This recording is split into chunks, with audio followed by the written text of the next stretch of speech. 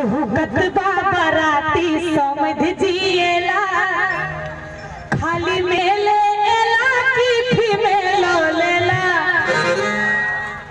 पहले ज्यादातर जेंट्स लोग बरियाती जाए छे, आब तो महिला सब अबै छथिन। ताहि दुआरे हमार गुरुजी आदरणीय अशोक चंचल जी गीत के लिखलखिन। एक बेर चाहे हिनका लेल जोरदार ताली सब गोटे बजा दियो।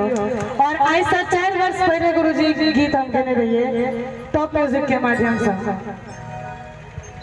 बड़ा सुंदर लिखलखिन, कनी ध्यान देबे सब गोटे कि खाली मेले एला की फीमेलो लेला।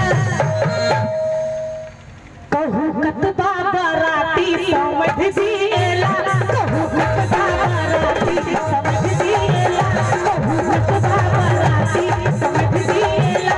खाली मेले एला की फीमेलो लेला, खाली मेले एला की फीमेलो लेला। कहू कतबा बराती समझ जिएला, कहू कतबा बराती समझ जिएला।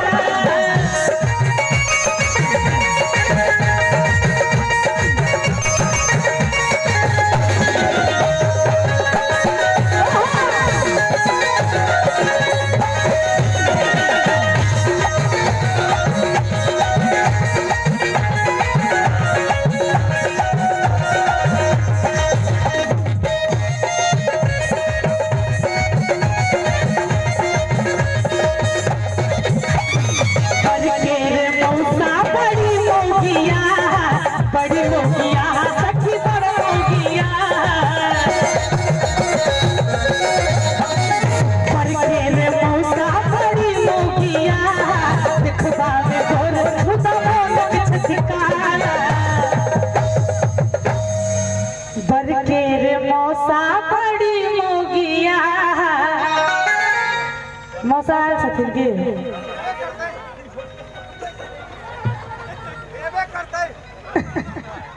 अखनी सब साइलेंट मोड में छथिन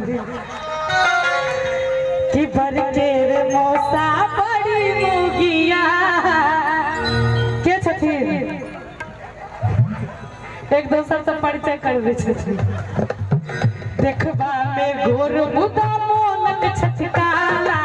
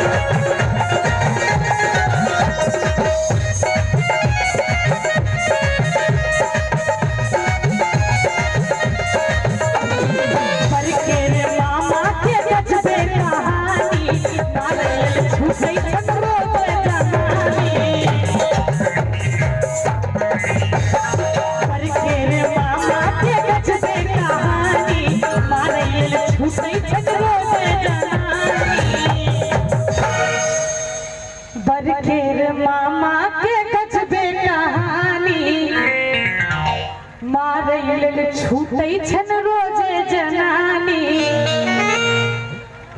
मामी के छोड़ी अपन नाक कटेला, आहे मामी के छोड़ी अपन नाक कटेला। तनी एक बार इनका सब लेल ताली बजा दियो सब गोटे। कहू कतबा बराती समझ जिएला, कहू कतबा बराती समझ जिएला। खाली मेले एला की फीमेलो लेला, खाली मेले एला की फीमेलो लेला।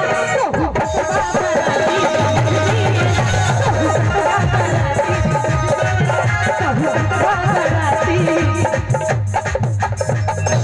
कहू कतबा बराती समझ जिएला। निक लगले? अहाँ सबके निक लगले? जुली, इस बाजा जोगरक मुंह नहीं छोड़ल।